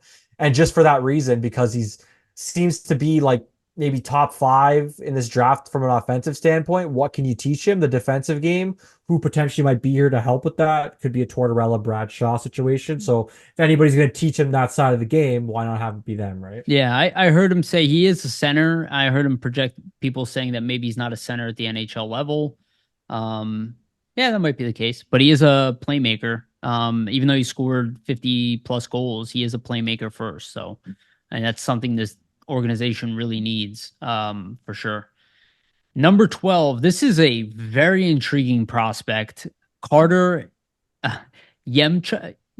Yekimchek. I think it's how you say his name. I forget how to say it completely accurately. He is listed at number 12. Again, another 30 goal scorer as a defenseman, 41 assists, 71 points in 66 games playing for the Calgary Hitmen, who is Travis Sanheim's old team. And same with Igor Zamula, also played for them. Now, he is 6'3", he is 190 pounds, and he is very competitive and very physical. He does take a lot of penalty minutes. He took 120 penalty minutes, which is a lot for the WHL. And they were not all fighting penalties. So the guy is undisciplined to some degree. And he's not amazing defensively from what I saw, but he's also not bad defensively. But he seems to be, again, another one of these kind of pure offensive defensemen with the size and the skating and the hitting and the checking that a lot of teams covet. So while he's listed at 12, I wouldn't be shocked if he gets taken more around like that 8 to 7 range, just because of the overall tools and the assertiveness and the aggressiveness that is definitely coveted at the NHL level. And he is, I've seen him listed as in a lot of the Flyers mock drafts as, one of the guys that they would take. I don't think the Flyers would be upset to walk away with this type of player. I don't know if he projects to be a legitimate number one, but we have no idea. And most of these guys, you really don't know what they will be. But I could see him also dropping just because of the lack of defensive responsibility and the disciplinedness. But I do think he definitely, is going to be something coveted. Again, that 30 goals cannot be ignored, right? Yeah, I think the size, the strength, the fact that he's putting up a ton of points with that size, I think NHL GMs aren't going to be able to help themselves, and they're probably going to take him earlier than 12th. Is he Just when like you a look at, mean Dougie Hamilton? yeah, just when you look at the whole package and the fact that he shoots right too, got to factor that in, right? Coveted skill set for a right shot defenseman. Um, so when you look at just his entire skill set, I think a lot of the things we said about the other defensemen, right? Like he has the size, has the strength, really good point shot, good instincts with the puck, good puck handler. The only thing really that I've seen that's gotten brought up in scouting reports, and I haven't really seen a lot of Yamachuk or Yakimchuk on my end, is his decision making. Some of his IQ has kind of been questioned a bit, but that can be a huge thing with defensemen, right? The decision making and how they react to certain plays. So maybe that holds teams off a bit. But other than that, I wouldn't be surprised to see him go a little, a little higher than what he's projected at. Yeah, yeah. So this is the last one we'll go through, and then we'll list the last two, um and then we'll read through Steve's list, and then we'll talk about who we're interested in personally. So number 13, this is the most controversial player in the group, Cole Iserman, the USNTDP forward. He just broke the record for all-time goals scored by a USNTDP forward. The USNTDP is not the best program this year. This guy is a pure goal scorer, just through and through. Like that is like he does have playmaking skills. They're not like top of the league, but as far as like shooting, he's got like Connor Bedard level shot, at least from what I've seen. Maybe not as good as Bedard, but he's definitely in that camp. He's got that Cole Caulfield like scoring ability that people covet. Having said that, he has dropped from being number 2 or 3 in this draft to all the way down to 13, and that is the fact that he is very one-dimensional, at least at this point. Having said that, he is also very young. He is arguably he's one of the youngest players in this draft at 17 years old still. The guy just scores a stupid amount of goals. He had 58 goals in 57 games, 31 assists, 89 points. I don't know what'll really happen to him. I don't know if the Flyers would pass on somebody like this just because of the pure offensive upside and the fact that he doesn't turn 18 till end of August. He literally missed next year's draft cutoff by 2 weeks. So you could even make the case that he's kind of like ahead of schedule. And I always have to take that into account with the fact that, there is like a 6-month difference between him and a lot of the other players. And at this age, it's a big, big deal. And, this guy could end up being a 50 goal scorer in the NHL just by his scoring prowess. Anything to add on Yzerman? Yeah, Iserman's obviously interesting, and I think with prospects like him, you always have to take the year leading up to the draft with a grain of salt. Like this guy was projected to be top 2, top 3, even number 1 at a point, and now he's dropping a ton. I think you have to take over scouting into account. Sure. Like there's tons of people watching him, picking apart every single aspect of his game. Like ultimately, what is this guy, right? He's an elite goal scorer at the level he's at right now. I mean, there's knocks on the fact that, his play away from the puck might not be the greatest. He might not be always engaged, sometimes can be inconsistent, things like He's that. a floater. But yeah, but his shot is elite at the level that he's at, right? And it looks like it's going to translate tenfold to the NHL level just kind of based on this, under 18 tournament that just happened where he's breaking records, right? So like in his he broke in this past tournament, the U18 World Championship tournament that just finished. US had a silver medal finish, and Yzerman broke the NTDP scoring record in the second period of the gold medal game. So I believe he broke Cole Caulfield's NTDP scoring record of 126 goals. So that just shows, right? Like he's scoring at a historical pace, even beyond Cole Caulfield. So that just kind of shows what level of score he can be. Crazy. So I think obviously if he's around for when the Flyers pick, they would be stupid to pass on him just with the potential that he has and the fact he's projected to go in that top 5 and potentially even higher than that. I wouldn't be surprised to see with the way he played in this tournament, if teams select him much higher than 13. And in the tournament as well, he was kind of making it a point to show other aspects of his game, not just scoring. Also, the fact he can play away from the puck and get back defensively. So I think the tournament that just happened will definitely help him in terms of where he might get selected. So we'll list the last 2 here because we're kind of going long. And then, Vasili, you cool to read out Steve's list? Yeah, I think, of course. yeah, his 32. So next at 14, we have Beckett Sinek, 6'2", skilled winger from the Oshawa Generals. And then 15, the controversial Trevor Connolly. And this guy just essentially lost the tournament, at least a lot of people say, for the USA. Huge major penalty at a it took time. a 5-minute major. Very undisciplined player, but very high offensive upside. Not really sure, but he seems like a guy who, while some teams covet, other teams might drop. He might fall. Some character issues as well. Right. With like the swastika stuff that was going on with him. I didn't see that, but yeah, he was apparently made fun of somebody, drew a swastika or something. Stuff you just shouldn't be doing. So he's an idiot. Got it. He's much. Definitely going to drop. Anytime you see somebody do something stupid, they just doubt your maturity level and your ability to be part of the team. When you think about what he did, definitely, deserves all the doubts in my mind. So, well, he's still going to get drafted relatively high, and he can prove his way up. Okay, you want to go through Steve's list, and then we'll talk about who we're most interested, I guess, at 12. Yeah, sure. So Steve's list is as follows. Number 1, Macklin Celebrini. Number 2, Saleyev. Number 3, Demidov. 4, Aginla. 5, Hellenius. 6, Zeev Boyum. 7, Berkeley Catton. 8, Dickinson. 9, Yakimchuk. 10, Connolly. 11, Iserman. 12, Nygaard. 13, Lindstrom. 14, Levshinov. 15, Pareka. I'm not sure exactly how you say it, but Parek. Good enough. Parek? Okay, there we go. Yeah. 16, Sasha Boiver. 17, Seneki. 18, Chernyshov. 19, Erickson. 20, Surin. 21, Pedersen. 22, Artamanov. 23, Parashak. 24, Greentree. 25, Badinka. 26, Luchanko.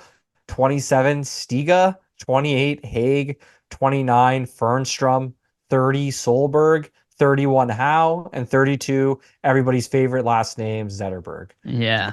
So as you can see from that list, Steve's list is very different from Bob's. And honestly, I kind of anticipate that because Steve's giving his opinions like we talked about. But it is interesting to see how high he is on some guys that are lower on the list. And how he, he does talk about, he doesn't weigh in as much as character issues. So he has Connolly at 10. So it just shows you Connolly's extremely skilled. But I remember Ryan Merkley was a player that was also very skilled. And I knew that he would drop just by his personality. And he did drop. And again, the personality issues, if they don't mature out of it, will hold them back from being NHL players.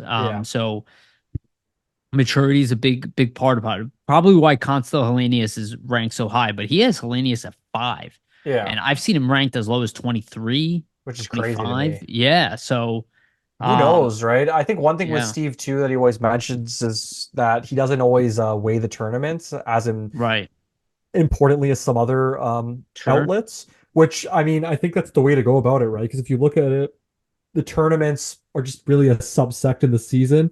Whereas their full season is a whole overview as to their game. Sometimes guys can get up for certain tournaments and then dip off right when they go back to their team. So that's something to look at. But tournaments are, a good way to judge things. But I think the way Steve does it is a little bit more fair. I think some more of the national media and their lists kind of go with the tournaments more and use that in terms of the routing. I agree. Or in terms of the ranking, not routing. So who do we want at 12? And I guess we can try to do what we think will be 25 to 32. We don't really know where the Flyers' next pick will be. But we do have a list of players.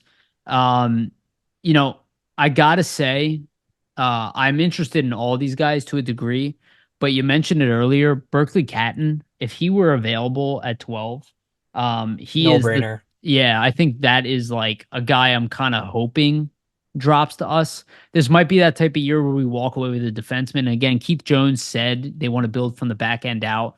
Taking a defenseman would only be a good thing. We only really have Oliver Bonk at the lower level. We have Emil Andre, but all of our like top young defensemen outside of that are like at the pro level outside of Bonk.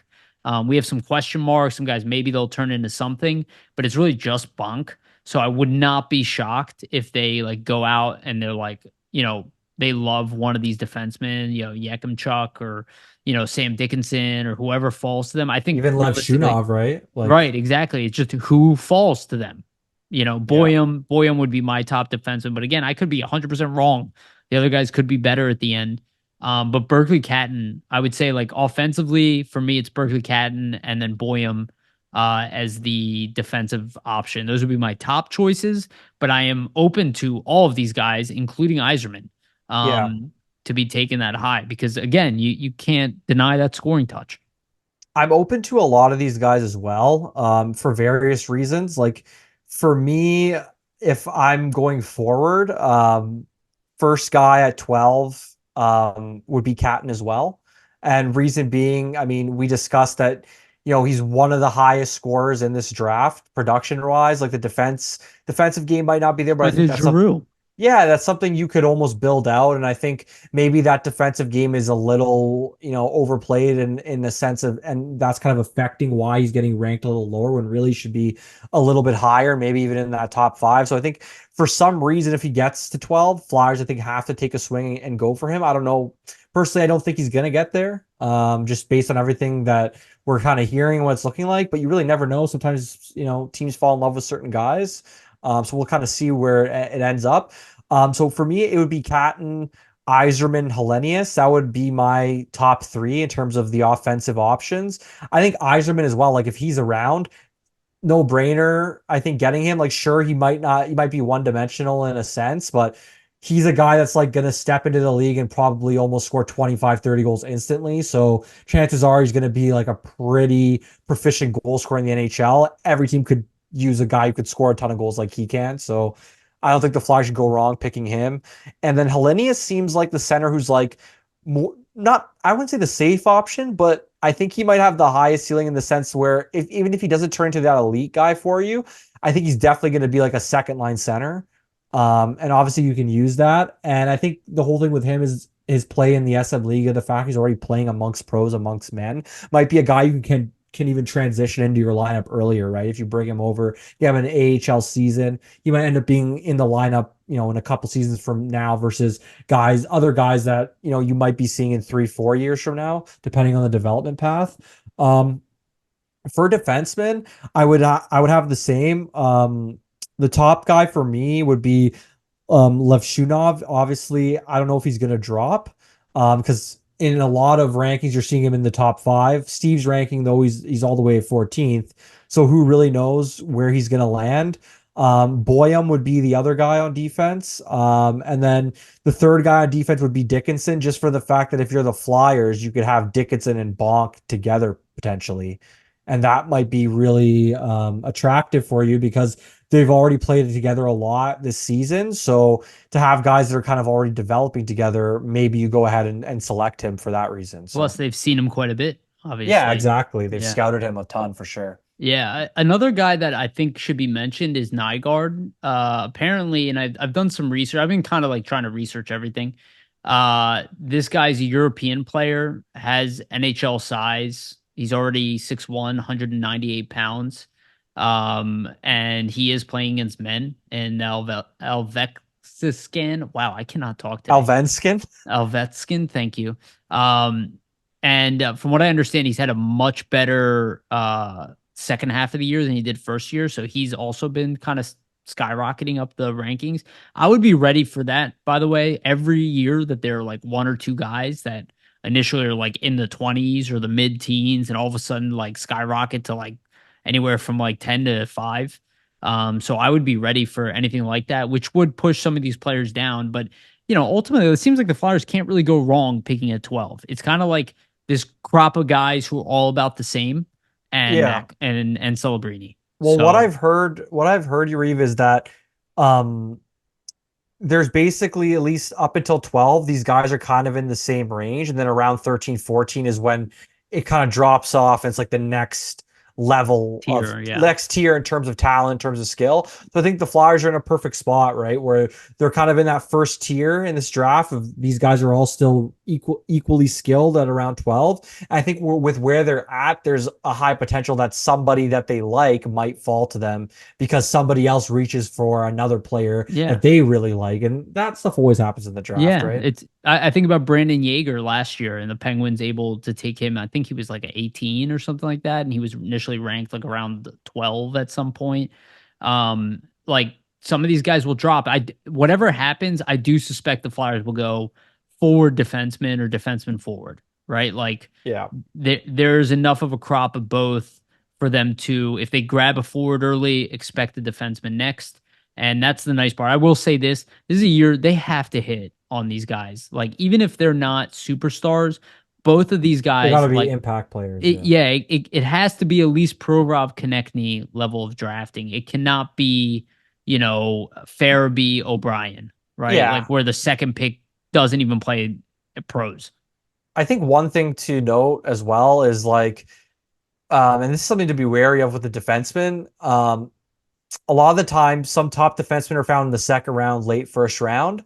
So that might be the Flyers' thought process, right? Where like, let's grab the forward early if there's somebody that we like that's actually there. Yeah. And then let's try to get the defenseman later because historically, top defensemen have been picked in the second round, late first round before. Sometimes guys get over projected in terms of defensemen, and guys that are lower actually end up being, better, right? We've seen it, so it's possible they approach it that way. You're absolutely right. And again, we don't know what's going to happen with the second round picks. We have two of them right now, but apparently Blue Jackets don't have to make that decision until after the first round. I'm not going to lie. If they do move our second round pick to next year, I think that's a win anyway, just because it's a deeper draft. So that might skew them, but typically GMs will just take the pick now and try to get it early because they don't know if, well, I guess in their case, they have a new GM, so maybe he is playing the long game. But I do suspect the Flyers will probably have 3 second-round picks next year and only 1 this year. But we'll see. This is an important draft. Every year we hear, this draft's not that deep, and yet superstars are taken all throughout. Look at Wyatt Johnson. Like, who would have thought that guy would have put up, 30-plus goals this year? He's a beast. Exactly. So like you have to hit. Brent Flair has been very good so far on surface level. These are all measured retrospectively. Like you don't know if you actually had a great draft in the immediate, but so far Brent Flair has been pretty spot on. Let's hope they can work some magic. Last year they had a great draft, at least surface level. Let's hope they can do it again. I suspect there probably won't be a goalie taken in the first 2 rounds for the Flyers, even in the second round, just because it's apparently not that type of year. Do the Flyers take Vladislav Brizgalov and bring another Brizgalov into the Flyers organization? Doubt it. That would be so great. That would be hilarious. Maybe it's a late pick, but he's gonna get drafted. He might be one of the top goalies actually in terms of projection. So I just, from what I understand, this doesn't have a great goalie crop this year. No. So it might not be the year to take somebody in like the first half of your draft. Maybe grab one at the later end. If they get a goalie and it's somehow Brizgalov, I'm gonna be ecstatic.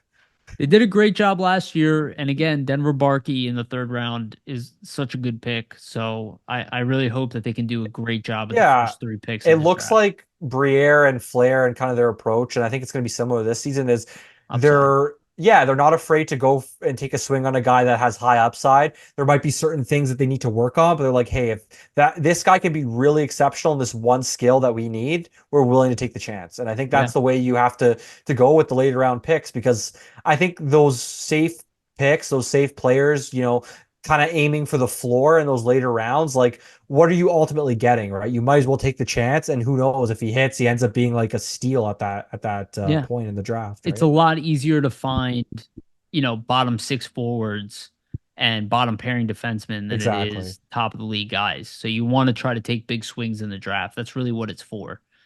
All right. Just want to remind everybody, please like and subscribe. Hit the notification bell for notifications. Follow us on iTunes and Spotify and give us a ratings there as well. All right, we'll talk about the Phantoms real quick. We'll do a quick prospect update, and then we'll end with a very small amount of playoff talk. We've been going for a while already. So just an update: the Phantoms are down 2-0 in their series to Hershey. They lost the first one in a close game, 2-1, then got blown out 5-1 in the second game. Again, Hershey is the number one team in the league. They did outshoot Hershey in the second game. I think it was 31-14 or something like that. More than double in shots. Peterson did not do a great job there. So they do face elimination. It's the first round. We were just looking it up prior to this. First round is best of 3. Second round, best of 5. Third round, best of 5. And then best of 7, best of 7. So, because they have a play-in round that's best of 3. So, they do have a must-win game. It'll be Wednesday. Yeah, their season might be over if they don't win. Either the day you're listening to this and while we're recording tomorrow. Yeah, it's tough sledding, obviously, for them, especially with the best of 5. I'm not really a fan of the best of 5. Like, I think at least with the best of 7, you could have maybe thought, hey, like Phantoms have a chance to come back here. You never know what's going to happen, especially until you play at home, right? Yeah. Like in the playoffs, it's always possible you can make a bit of a comeback. The first game was close, right? Like I think the Yeah. Phantoms, they likely would have wanted to generate more in terms of scoring opportunities. I think they were a little bit lacking in terms of that, but overall they played a solid game, just weren't really able to create a lot offensively. I think that was kind of the downfall, but they, the goals that Hershey scored, the 2 goals, there wasn't really anything egregious defensively that really caused things. Like they played a solid game. The second game obviously is kind of where you look at it and say, okay, we outshoot the top team here at this margin. Our goalie needs to get some saves for us. I think that's where Peterson kind of lets them down. Whereas if you win that game, it's a whole different series, obviously, Yeah. being tied. So we'll see where it goes. Maybe the Phantoms are able to squeak a win out. I do wonder with the 5-1 loss, do they look to Kolosov at all, or is Sandstrom. Peterson a guy they kind of go with instead, right? I mean, he's done a good job so far, so we'll see. They probably stick with him, yeah. Yeah, he's the veteran, but yeah, it's a good question. I think everybody would want to see Kolosov, but it's not that fair to throw him into that No, situation. exactly. Yeah, an Yeah, elimination type game. They're going to go with the guy they've been playing all year, but yeah, I mean, we'll from a see. skill perspective, might not be any worse for you. Right, yeah. That's for sure. Um, and yeah, quick prospect update. Just London has officially made the OHL finals. Denver Barkey and Bonk will be playing in that. I don't think they've started yet, but they will get to that. And if they win, they will go on to the Memorial Cup. We'll follow that closely. Both of them have produced well. Barkey not as well as he was in the beginning of the playoffs as he is now, but he is above a point per game. He has 16 points in 13 games. And Bonk has 4 goals, 4 assists in 13 games. So pretty good still. They are the favorites. They were first place in the league. So hopefully they can finish that out and go to Memorial Cup. It's very good for them, and would love to see them win the Memorial Cup. And that probably would make Sam Dickinson's stock rise as well. And then Alexis Gendron also had 2 goals the other day in the playoffs. He scored the game winner in that one. He has, I think, 10 goals in like 13 games. I forgot to look it up prior to this, but he's still scoring at a high clip. And we'll see where Gendron is when he comes over. He'll definitely be playing with the Phantoms next year. And he's just an interesting prospect. Nobody really knows what to make of him because it's like, His it's like, scoring prowess looks like it's off the charts. So I'm kind of right. interested to see him get like a full AHL season in like a scoring role where kind Yeah. of this season he wasn't really put into that Yeah. position. So And there will be openings next year. So he will definitely be part of the team. And he was a young yeah. buck, so he's young for his age. So he might be ahead of schedule to some degree. And just to note as well, for London and Oshawa, that OHL season or series, that final series, it starts on the 9th of May. So should be a good series. But I think London, I mean, they are the better team, so we'll see if they pull it out. But they're going to be hungry, right? Because they went to the Memorial Cup final last season and lost, so they're definitely looking to get back there. Yeah, absolutely. All right, let's end it on playoff talk. So we'll go through things briefly. We have the 4 series that are underway now. The West is underway today. It ended later because those series were somewhat closer.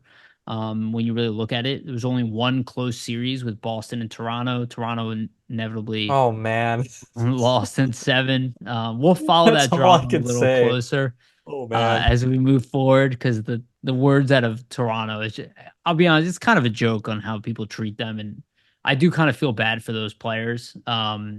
I do think things are definitely They're under the exaggerated. microscope, Yeah, 100%. things are definitely exaggerated. And like for instance, they lost 4-3 in a series. Florida is already down 1-0. They lost 5-1 in the first Yeah, game to Boston. Boston is no joke. People keep saying that they're not that good, and they're that's really good. obviously bullshit. I'm so sick of people looking at roster lists and be like, I like this roster more, this team. No, the results are how the team plays, not Plays together, your yeah. The It's cohesiveness, yes, right? it's not your interpretation of the roster.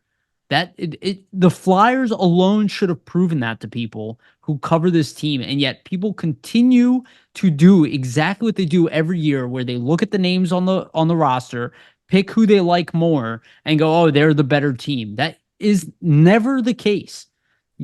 People are constantly undervaluing players that are role players or whatever they want to call them. Boston has every bit of talent as the other teams. They play great together. They have an excellent defensive core. And, I don't expect Florida to get blown out in every game or anything like that. I expect this series to go to 7, but Boston is very legit and could win the Stanley Cup. It is what it is. Yeah. People might be upset about that. Having said that, I would like to see them beat Florida, even though I picked Florida. I want that higher pick. Like, I don't Yeah, care for the who wins. Flyers, I mean, you want to be a Bruins fan, you want to see Florida lose. I personally think the series will go 7. Like, Yeah. I think it's going to be close. I even think Rangers Carolina as well will go 7. And Yeah. right now, the Rangers are leading that series 1-0, but Carolina's currently up 3-2, and they're in the second period. So it looks like Yep. Carolina might tie things up here. And then you have Edmonton and Vancouver on the West, and then Colorado and Dallas Mhm. would have already played their first game when everybody's listening to this. They're scheduled for their first game on Tuesday at 9:30. I mean, the series I'm really going to key in on is Dallas, Colorado. I think that might be the best hockey, just in terms of Yeah. like two of the best teams. The fact they're facing each other this early, like this should be a conference final matchup in my mind, Yeah. and that kind of speaks to how the playoff matchup system is kind of all fucked up. Like Yeah. the fact this is already only a second round matchup like is weird to me. I really think Vancouver Edmonton's the only series that might not go 7 games, and the only reason is I think Vancouver's still playing Seelovs, right? Their third stringer. Like I know he played really well, but how are McDavid and Draisaitl gonna do against him? Good Like point. I'm sure if you're Vancouver, you probably are like, where's Demko? Where's Casey DeSmith? Please bring them back Yeah. right now. But Yeah. No, I think you're spot on. And if Dallas, makes it through, they definitely have the toughest, kind of path of any team with yeah, playing, Vegas Vegas, and Colorado. Colorado and then potentially Edmonton. I guess if it's Vancouver, it's slightly easier. But again, if Vancouver beats Edmonton, they should be taken very seriously. Yeah. They were the higher And rated team. it might be a case too with Colorado and Dallas of like they beat the shit out of each other so much that whoever faces them, it just kind of picks up the scraps. Sometimes this Yeah. happens in these series, right? Where like you just give your all, and then you get to the next one, and sometimes the other team's a little more rested. So it'll be interesting to see what happens. Um, I'm still sticking with Carolina, Colorado as my prediction. That's what I think the finals will be, Yeah. and Colorado will take it, but we'll see where it goes. I wouldn't be surprised if Dallas wins the cup either, or something like that, or even the Rangers. Like who knows, right? I'll say if Boston beats Florida, I would be very scared of them, even if I'm Carolina. But Carolina is a really damn good team, and so are the Rangers. So it's like Any of these eight, picked I think, right, could win. exactly. So Though I'm just hoping the Florida loses. I mean, being a Canadian, I shouldn't be hating on the Canadian teams. For some reason, I just think Vancouver doesn't have a chance to win it, but I Just don't because know. again, we're doing that like same thing I just complained about, but like, yeah, I get that too. You know, No, they have a really good roster. I just think if you look at all these teams, it's their first goaltending. season. Yeah, goaltending with Demko out, but it's their first season really back in the playoffs after a little bit, right? And all these other teams have consistently been in the playoffs the last couple of seasons. Yeah. So I think sometimes when it's your first season, you make it back in after like a long time away from the playoffs. It's hard to like go in and okay, time to win a cup. Like I guess it can happen, but usually you see a team make the playoffs for a couple seasons, lose, kind of learn from their mistakes, then go on like a really long run. So Yeah, and it seems like Dallas or Colorado maybe have the best roster of any of the teams. So we'll see yeah, because one of them will be out, right? Like you which is said. crazy to think that. Yeah.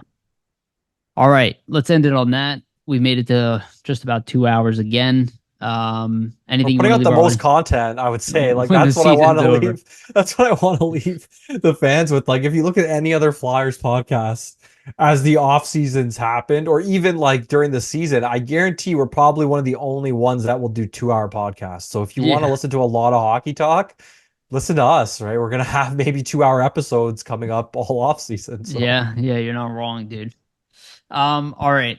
Yeah, again, just want to remind everybody, please like, subscribe, hit the notification bell for notifications, follow us on iTunes, Spotify, follow us on all the social media. Again, the best way to support us is to give us ratings and to subscribe to our podcast on YouTube.